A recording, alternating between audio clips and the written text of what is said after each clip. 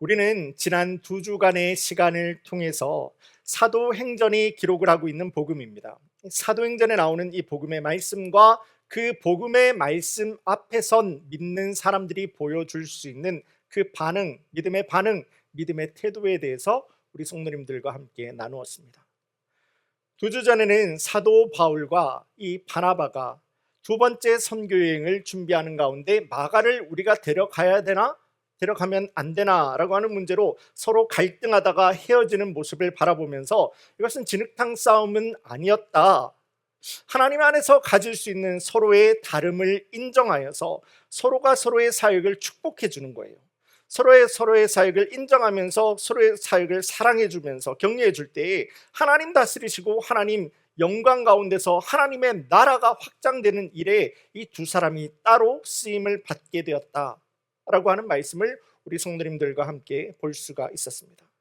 그래서 이 땅을 살아가는 그리스도인의 첫 번째 반응, 첫 번째 신앙생활, 믿음의 반응이라고 하는 것은요, 우리가 다 예수님과 복음 안에 있다라고 하면은 서로의 다름을 인정해 주는 것.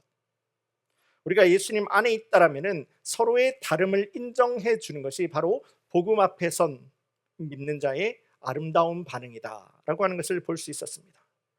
그리고 지난 주일입니다. 인생의 절망과도 같은 그 순간에 놓여져 있던 이 바울과 실라를 볼 수가 있었는데요. 나는 나의 계획을 꺾었어요. 하나님께서 이렇게 말씀하시기 때문에 나의 계획을 꺾어서 하나님 말씀하시는 빌립보로 순종하면서 나아갔습니다. 그런데요, 그 빌립보로 하나님의 비전이 이끄는 대로 내가 나갔는데 그 길이 꽃길이었습니까? 아니에요. 그 길은 매질의 길이었고 그 길은 감옥의 길이었으며 그 길은 정말 답답한, 이해가 되지 않는 고난의 길이 되었습니다. 그런 인생의 절망과도 같은 순간에서 우리 믿는 자가 기억해야 되는 것은 이것이라고 보았죠. 믿는 자에게 고난은요, 우리의 성장을 향한 하나님의 훈련 과정이다. 다시 한번 합니다. 믿는 자에게 고난이라고 하는 것은 하나님께서 우리를 성장시키시는 하나님의 훈련의 과정이라고 하는 것을 볼 수 있었습니다. 우리가 예수님을 믿는다라고 하는 것이 내 삶에 다가오는 고난과 어려움을 피할 수 있는 부적이 아니는 거예요. 내 인생에 예수님을 믿는데 나에게 왜 이렇게 어려움을 주십니까? 그런 부적이 될 수가 없다라는 거예요. 믿는 사람들에게도 세상 사람들과 동일한 고난과 어려움은 찾아오겠지만은 믿음 안에서 우리가 겪는 고난이라고 하는 것은 그 고난을 통해서 우리의 믿음에, 그리고 우리 성도님들의 영적인 근육을 더욱더 든든하게, 더욱더 강건하게 하시사 하나님께서 사용하고 싶으신 마음대로 쓰임 받을 수 있는 축복의 통로가 되는 것이 믿는 자에게 허락하시는 고난이 된다라는 겁니다. 그렇기 때문에 우리 믿는 자들은 고난과 어려움에 대해서 세상 사람들과는 다른 생각을 갖게 되죠. 인생의 고난, 그 절망 가운데서도 좌절하지 않고 그 가운데서도 우리가 하나님과의 관계예요, 예배를 더욱더 든든하게 붙들어 버리는 겁니다. 그 예배를 통해서 더욱더 감사하고 진실한 주님 함께 동행하는 자녀의 삶을 살아갈 수 있기 때문입니다. 자, 오늘은 우리 성도님들과 함께 이 읽은 사도행전 28장에 나오는 말씀을 통해서 사도행전이 기록을 하고 있는 복음입니다. 그리고 그 복음 앞에 선 믿는 자의 태도, 믿는 자의 반응, 세 번째 시간, 그 마지막 시간으로 리바운드라고 하는 제목으로 우리 성도님들과 함께 말씀의 은혜를 나누기를 원합니다. 오늘 본문의 제목이기도 한 이 리바운드라고 하는 단어에는 두 가지 의미가 들어있어요. 자, 첫 번째입니다. 농구를 하지 않습니까? 농구 경기를 할 때 슛이 들어가지 않았을 때 그 공이, 떨어지는 공을 잡기 위해서 많은 사람들이 뛰어오르잖아요. 그래서 그 공을 잡게 될 때 이야기하는 게 바로 리바운드라고 하는 겁니다. 아무리 훌륭한 선수라고 해도 100% 골을 넣었다라는 사람을 도무지 본 적이 없어요. NBA에서도 요즘에 정말 잘 나가고 있는 선수죠. 스테판 커리라는 선수가 있습니다. 그리고 조금 전에, 지금은 이 땅에는 없지만은 참 유명했던 코비 브라이언트라고 하는 선수가 있습니다. 이 선수들 정말로 NBA에서 유명하고 실력이 굉장했던 선수들인데요. 이 선수들의 필드골이 약 45%에서 50% 정도의 성공률을 가지고 있었다고 합니다. 그러니까 10개를 던지면 5개는 안 들어가는 거예요. 또 어떤 때는 6개가 안 들어가는 정도가 되는 것이 아주 농구를 잘했을 때 그 선수들의 모습이었다고 하는 겁니다. 그렇기 때문에 들어가지 않은 5개, 6개 그 공을 누가 잡는지, 어느 팀이 잡는지가 그 경기의 승부를 낼 수 있는 아주 중요한 내용이 되었다는 거예요. 그래서 농구에서는 리바운드가 좀 중요하다라는 것을 볼 수가 있습니다. 두 번째 의미입니다. 이 리바운드라고 하는 것은 공을 잡는 의미도 있지만은 반등하는 거예요. bounce back 하는 그 의미가, 반등하는 의미가 바로 이 리바운드라고 하는 단어에는 있습니다. 이제까지 내 인생 가운데서 끊임없이 이어지고 있는 침체가 있어요. 지금도 여러분들의 인생 가운데서 이어지고 있는, 끊임없이 이어지고 있는 침체, stagnation이라고 하는 것이 있습니다. 바로 그 침체를 꺾어내고 다시 한번 회복으로 반등하는 것을 바로 리바운드라고 하는 내용이 되게 되는 거예요. 때로는 그럴 때가 있습니다. 내 인생이 이렇게 내려가요. 그럴 때가 있잖아요. 내 인생이 내려가면서 인정합니다. 지금은 내 인생이 지금 내려갈 때는 거구나. 그런데요, 내 인생이 이만큼 내려갔다고 생각했는데 생각해 보니까 더 인생이 침체를, 그 바닥을 치고 있는 거예요. 바로 그때 그 침체의 벽을 깨고 다시 한번 반등해야지 침체에 묶여 있는 것이 아니라 참된 성공의 삶을 살아갈 수가 있는 것이 아니겠습니까? 우리 성도님들과 함께 읽은 오늘 본문의 말씀을 보시면은 사람의 말로는 도무지가 표현이 되지 않는 인생의 힘든 고난과 시련, 그 어려움을 만나고 있는 한 사람을 우리가 보게 돼요.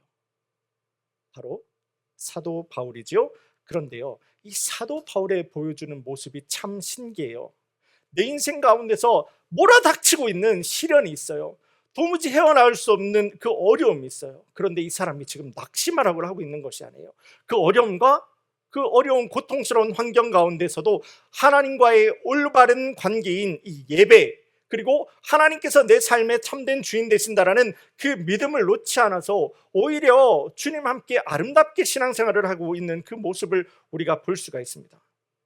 특별히 오늘 말씀에서는 그 모진 죽음의 상황 가운데서도 하나님을 향한 반등, 하나님을 향한 리바운드를 할 수 있었던 사도 바울의 아주 중요한 믿음의 태도, 사도 바울이 가지고 있었던, 그는 어떻게 그 상황 가운데서도 낙심하지 않고 다시 한번 반등, 리바운드를 할 수 있었는지에 대해서 아주 중요한 믿음의 태도 한 가지를 보여주고 있는데요. 이 시간 우리 성도님들과 함께 나누는 이 말씀을 통해서 사도 바울에게 확신을 하셨고 사도 바울에게 말씀하신 그 하나님의 놀라운 은혜가 시간도 주님의 전에 나와서 예배하는 우리 모든 성도님들 가운데서도 그 동일한 은혜가 함께 할 수 있기를 주님의 이름으로 간절히 소원합니다.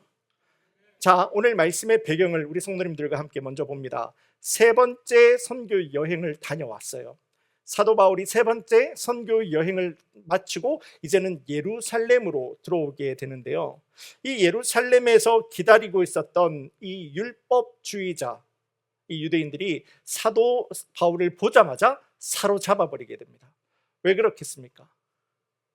사도 바울이 증거하고 다녔던 것이 무엇이죠? 예수예요. 복음이에요. 이것만 외치고 다녔어요. 그러면서 그러면서 사람들에게 외쳤던 것이 너희의 구원을 위해서는 더 이상 율법이 필요 없어. 너희의 구원을 위해서는 더 이상 할례가 필요 없어. 오직 예수야.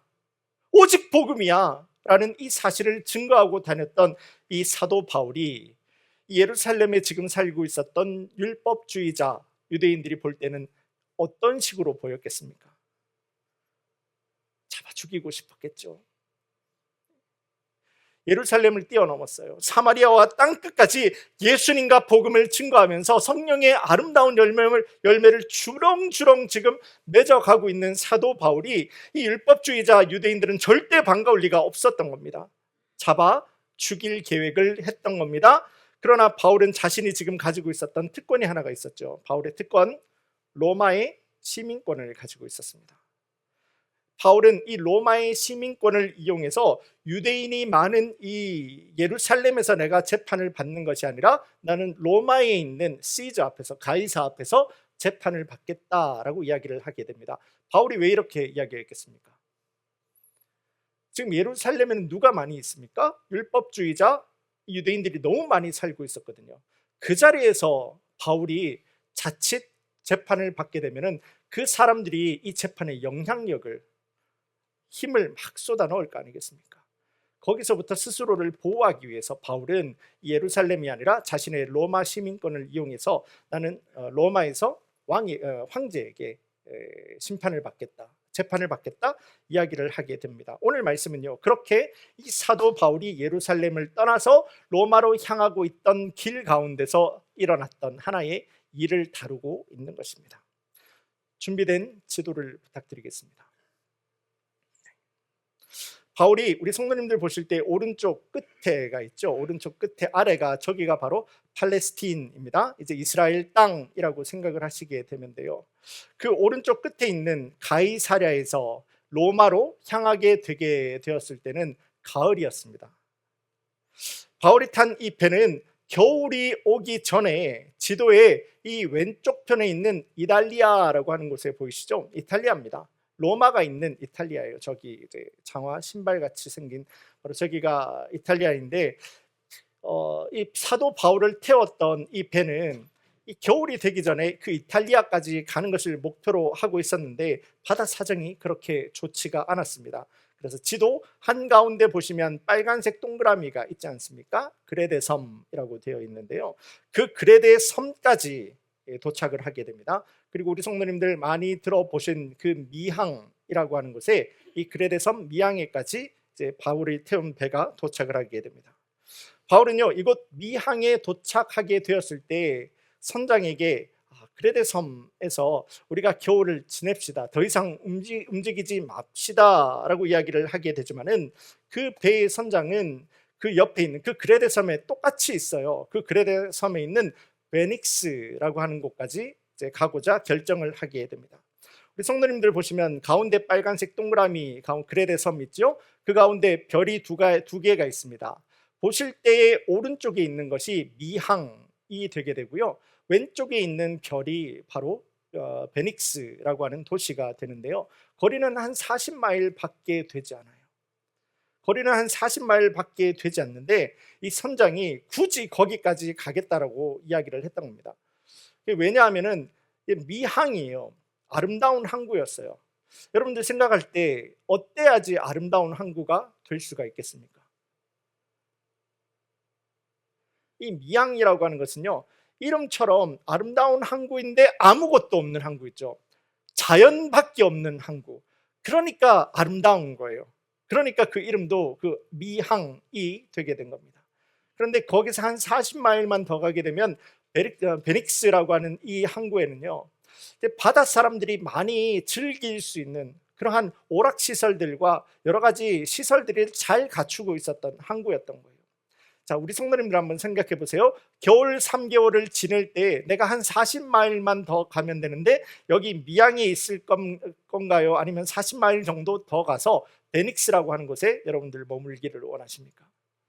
답은 어렵지 않아요. 그래서 이 선장은 베닉스로 옮기기로 결정하였던 겁니다. 멀지도 않잖아요. 이 가까운 거리를 그래서 배를 몰고 가던 중에 갑자기 이제 육지에서 일어나게 된 유라굴로라고 하는 광풍이죠. 아주 큰 폭풍이 불어와서 이 배를, 바울이 타고 있던 이 배를 덮쳐버리게 됩니다.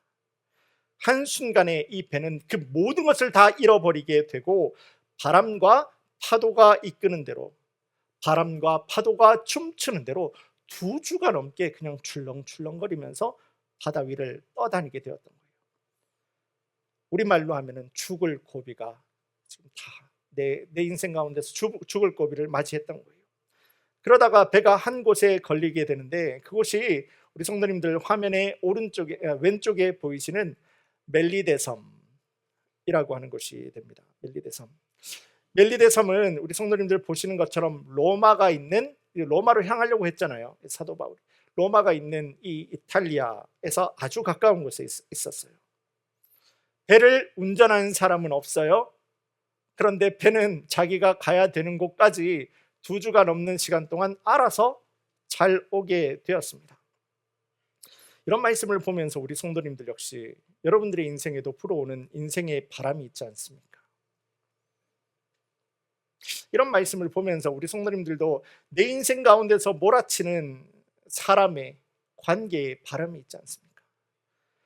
그 바람이 모두 다 지나가게 되었을 때, 그리고 나는 그 바람 가운데서도 내 마음이 흔들리지 않아 하나님께서 기뻐하시는 믿는 자의 삶을 이렇게 다 지나가게 되었을 때, 하나님 그렇게 나를 인도하신 그 목적과 인도하심을 이렇게 생각해 보게 되면서 이렇게 감사드릴 때가 있지 않습니까?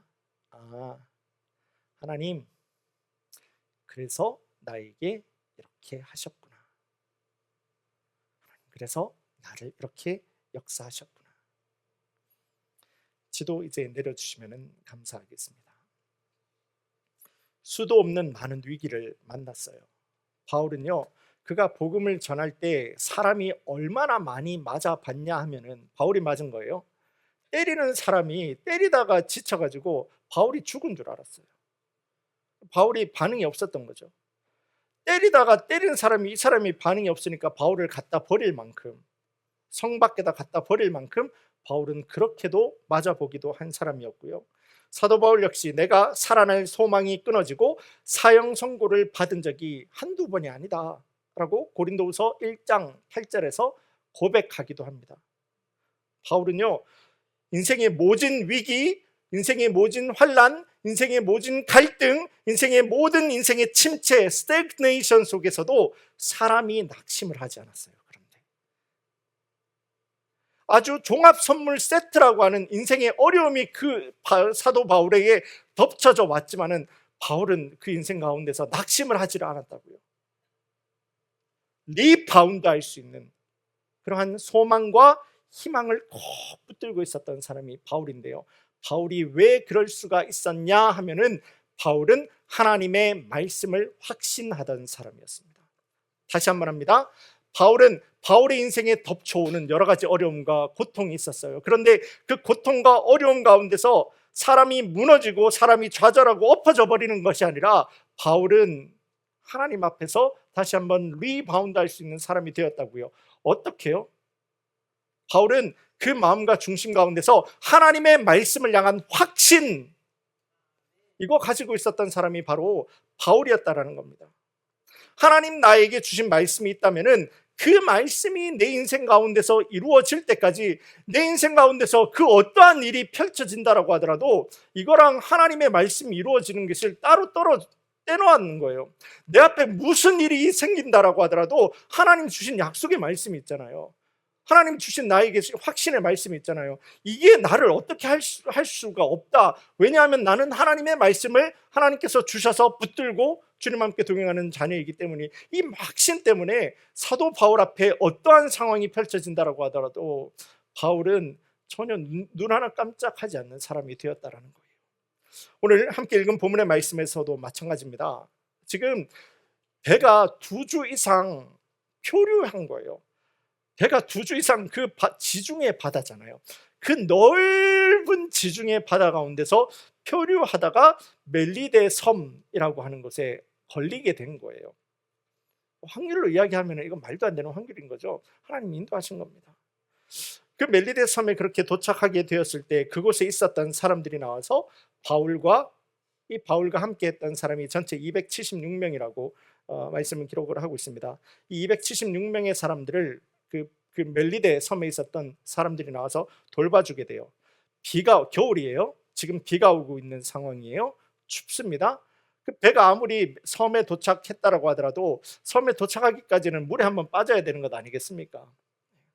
그리고 나서 육지에 올라온 바로 이 사람들을 향해서 따뜻한 불을 피워서 온기를 회복할 수 있는 그런 도움을 주기도 했습니다. 그리고 바로 그 순간 바울은 이 불을 더욱더 키우기 위해서 여기 있던 나무 한 묶음을 들어가지고 이 불에 넣는 순간에 갑자기 그 나무 안에 있었던 독사, 뱀이 나와가지고 바울의 손을 물어버리게 되었던 겁니다. 오늘 함께 읽은 본문의 말씀 3절의 말씀을 제가 다시 한번 보겠습니다. 바울이 나무 한 묶음을 거두어 불에 넣으니 뜨거움으로 말미암아 독사가 나와 그 손을 물고 있는지라. 이 모습을 지켜보고 있던 그곳의 사람들은 바울이 바다의 위협에서는 살아났지만 이 사람 결국은 자신의 죄 때문에 죽을 수밖에 없구나. 우리말로 하면 뭡니까? 천벌이라고 하죠. 결국은 천벌 받았구나 라고 생각을 하게 되었는데요. 그런데 참 놀라운 것이 바울이 지금 독사에게 물렸어요. 독사에게 물렸는데 바울은 아파하지도 않아요. 죽지도 않습니다.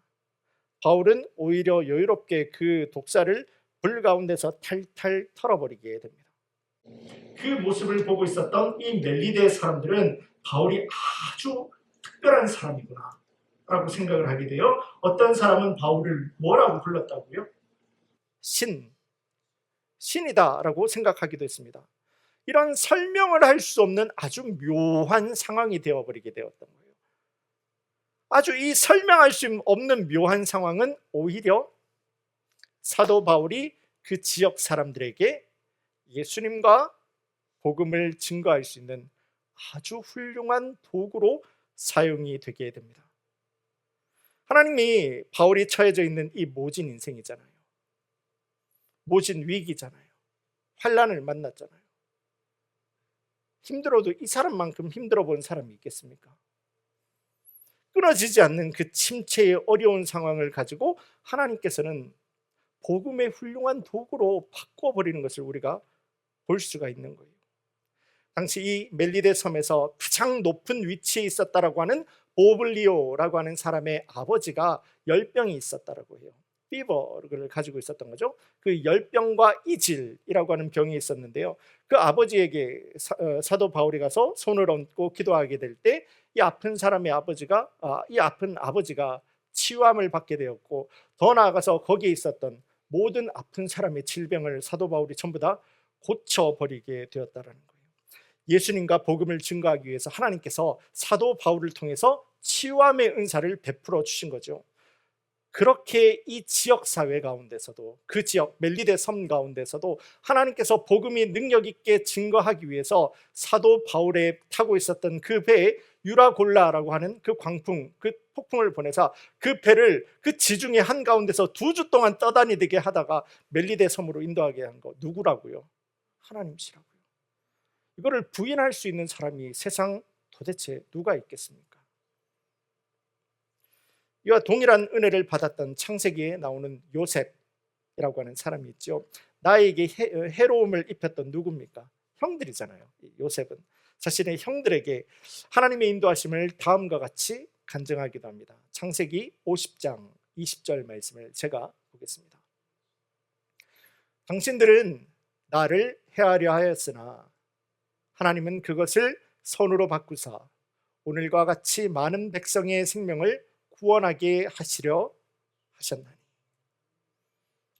네, 그렇습니다. 하나님은요, 우리가 처해 있는 최악의 순간이다라고 하더라도 그것을 최고의 최선의 순간으로 바꾸어 버려서 하나님이 살아계시다는 것, 그리고 그 분이 내 인생 가운데서, 여러분들의 인생 가운데서 참된 하나님이시다 라고 하는 것을, 그 복음을 거침없이 증거하는 일로 사용하시는 분이 바로 우리 주 아버지 하나님이십니다. 믿으십니까?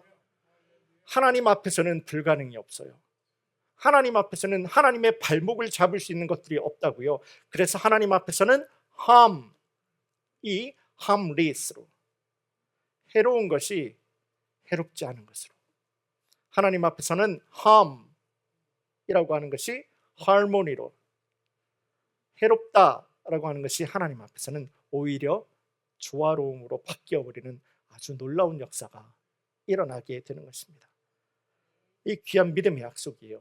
이 귀한 믿음의 약속의 말씀을 예배하는 이 시간, 우리 모든 성도님들, 하나님 앞에서는 불가능이 없다. 하나님 앞에서는 그 모든 상황을 바꾸어 버리시사 하나님 앞에 영광스러운 그 일로 사용하시는 분이 우리 주 아버지 하나님이시다 라고 말씀을 주시는 아버지 하나님의 이 약속 있는 말씀이 이 시간 예배하는 우리 모든 성도님들 내 가슴에 못과도 같이 잘 박힌 목과도 같이 새겨질 수 있는 하나님의 약속의 말씀, 능력의 말씀이 될 수 있기를 주님의 이름으로 간절히 소원합니다. 바울은요, 지금 예수님과 복음을 참된 진리로 알아서 전한 것밖에 없어요. 죽자고 그것만 전했어요. 하나님과 복음밖에 없습니다라는 것을 전한 것밖에 없지만은 그의 인생은 어땠습니까? 누명을 쓰게 되고 죄수의 인생을 살게 되고 어떨 때는 끊임없는 매질, 감옥으로, 폭풍으로. 나는 지금 하나님의 말씀만 증거하고 다녔는데 내 인생은 자꾸 내려가고 있어요. 자꾸 곤두박치고 있다고요. 심지어는 뱀에 물리게 되는 그러한 쓰러지는 인생으로까지, 다른 사람들이 볼 때 쓰러지는 인생으로까지 내려가게 됩니다. 나는 이렇게까지 벌 받을 만큼 나쁜 짓 한 것이 없다고 생각하는데 내 삶은, 내 인생은 자꾸 어그러져 나가는 거예요. 왜 그럴까? 이 땅의 눈으로 볼 때는 살 소망이 아무것도 없어요. 그 정도 인생이 되게 되면 어둡고 침체된 불쌍한 인생이다, 사람들에게 손가락질밖에 받을 수가 없게 되겠지만은, 그럼에도 불구하고 사도 바울은 소망이 없는 인생으로 쓰러지지 않습니다. 그 암울한 인생 가운데서도 어떻게 됩니까? 리바운드 하게 되죠. 무엇 때문입니까? 조금 전에 나누었던 것처럼 하나님의 확신 있는 말씀을 그는 믿었기 때문이에요.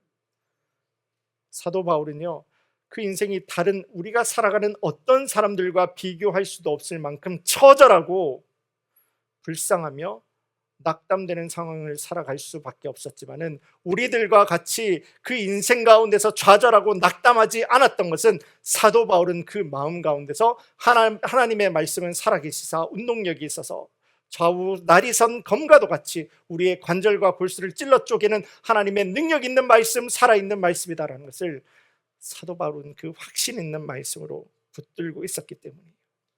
하나님의 말씀은 불완전하고 연약한 우리와도 같은 그러한 이야기가 아니라 하나님께서는 하신 말씀을 반드시 이루어 버리시는 하나님의 말씀이 되기 때문에 그 말씀 가운데서 나는 내 상황을 돌보지가 않는 거예요. 그게 내 인생 가운데서, 내 믿음 가운데서, 그것이 내 인생 가운데서 해코지가 되지 않는 거예요. 오히려 담담합니다. 왜? 하나님의 말씀은 확신 있는 말씀이거든요. 이루어지는 말씀이거든요. 약속 있는 말씀이거든요. 어떤 상황이 펼쳐진다라고 하더라도 하나님의 약속이 나에게 주어졌으면 그 약속의 말씀이 나에게 이루어질 때까지, 사도 바울로 한번 연결을 해본다라면은 내가 로마에 가서 복음을 증거할 때까지는 나는 죽지 않는다. 확신의 약속의 말씀이 있었기 때문에 바울은 오히려 더 담대할 수가 있었고, 오히려 더 하나님의 말씀을 능력 있게 증거할 수 있는 하나님의 도구가 될 수가 있었습니다. 그러기에 여러분들 한번 생각해 보십시오. 하나님의 말씀, 복음의 말씀을 확신 있게 붙들고 살아가는 사람들에게 동일하게 똑같이 볼 수 있는 어떠한 모습이 한 가지가 있잖아요. 무엇입니까? 하나님을 오해하지 않아요. 하나님을 순종해요. 그냥 엎어져 버려요. 아브라함이 어땠습니까?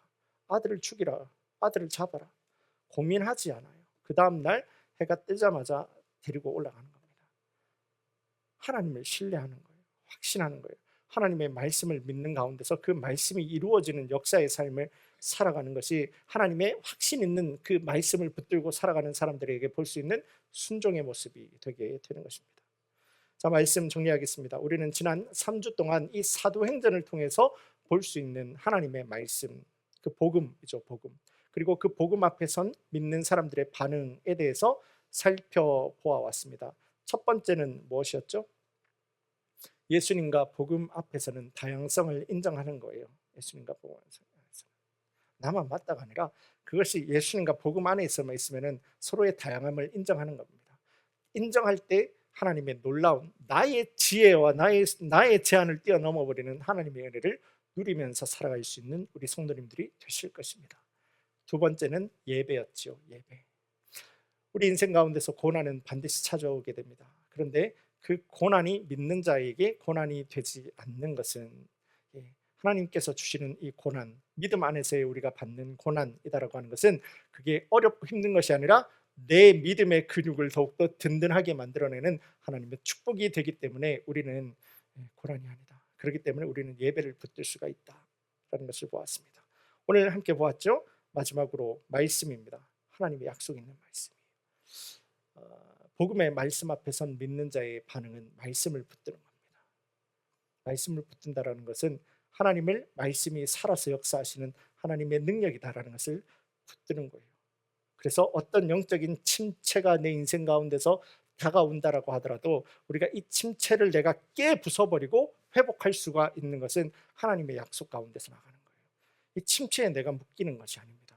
약속 가운데서 회복하시고 능력하시고 소망 주시는 하나님의 말씀 가운데서 주님 함께 동행하는 자녀가 되는 겁니다. 조금 전에도 보았듯이 그러기에 하나님의 말씀 붙드는 사람들은 순종이 아주 자연스러운 것이다 라는 것을 볼 수 있었습니다. 우리 성도님들도 인생을 살아가실 때 내가 슛을 던질 때가 있잖아요. 내 슛은, 내 골은 왜 이렇게 안 들어가? 가슴이 답답하실 때가 있을 거예요. 내가 계획한 것이 잘 되지 않습니다. 내가 뜻하고 있는 것이 잘 풀리지 않습니다. 그런데 그 상황에 사로잡혀서 여러분들 좌절하고 낙심하지 않는 그런 크리스천 믿는 성도님들이 되기를 간절히 소망합니다. 그거 사단 마귀가 가장 좋아하는 거예요. 가장 좋아하는 거예요. 다시 한번 내 안에 하나님 말씀을 주신 그 하나님을 의지하여서 예배와 복음으로 그리고 말씀으로 하나님 말씀을 의지하여서 예배와 복음으로 주님 함께 동행하는 우리 모든 성도님들 가운데서 2024년 이제 오늘로 반을 지나오게 됩니다. 내일부터 시작해서 2024년 반이 남았습니다. 이 남아있는 2024년을 바라보면서 여러분들의 풀리지 않는 인생을 바라보면서 왜 이럴까? 절망하고 답답하고 짜증내고 버거운 2024년을 보내는 것이 아니라 이제 후로는 하나님 말씀 붙듭니다. 하나님 복음 앞에선 그 복음의 믿음의 반응을 붙들고 살아가는 자녀가 되기를 원합니다. 바로 우리 그러한 믿음 가운데서는 우리 모든 성도님들에게 하나님 약속하신 그 리바운드의 놀라운 역사하심이 우리 성도님들의 삶의 자리 가운데서 여러분들의 간절한 기도의 제목 가운데서 여러분들의 주님을 향한 울부짖음 가운데서 하나님께서 반등시켜버리는 리바운드 시켜버리는 하나님 놀라운 은혜가 우리 모든 성도님들 가운데서 함께할 수 있기를 찬양이 되고 하나님을 향한 영광으로 돌려드릴 수 있기를 주님의 이름으로 간절히 축원합니다. 다 함께 기도드리겠습니다.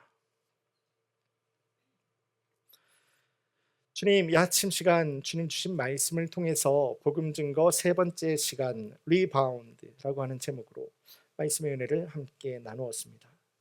우리 모든 커뮤니티 교회 성도님들 예수님 안에서 주님 주신 말씀을 붙들어서 하나님과의 단단한 관계인 이 예배에 승리하는 예배자의 삶을 살아갈 수 있도록 승리하는 자녀의 삶을 살 수 있도록 축복하여 주시옵소서. 주님 축복하시고 승리케 하시는 그 하나님 아름답고 놀라운 역사들이 아버지 하나님 2024년 남아있는 반년을 살아가면서 주님 앞에 영광 돌려드릴 수 있는 우리 모든 성도님들의 사역과 또 삶과 우리 교회의 일들이 될 수 있기를 간절하게 소망하오니 주여 붙들어 역사해 주시옵소서. 시간 주님 앞에 오는 발걸음 가운데서 빈손으로 오지 아니하고 주님 앞에 귀한 예물 드립니다. 이 예물 쓰이는 곳에 하나님의 나라가 능력 있게 확장될 수 있도록 주여 인도하여 주시오며 섬기는 우리 모든 성도님들 더욱더 풍성하고 아름답고 은혜되고 능력 있는 모양으로 사용될 수 있도록 주여 인도하여 주셨고 한 사람도 아버지 하나님 울면서 기도하면서 없음에서 눈물로 기도하는 것이 아니라 우리 모든 교회 성도님들은 주님 축복 가운데서 풍성하게 하나님의 나라에 더욱더 아름답게 쓰임받을 수 있는 귀한 인생 살아갈 수 있도록 주의 역사해 주실 것을 믿사오며 이 모든 말씀 우리 주 예수 그리스도의 이름으로 감사하며 기도드리옵나이다. 아멘.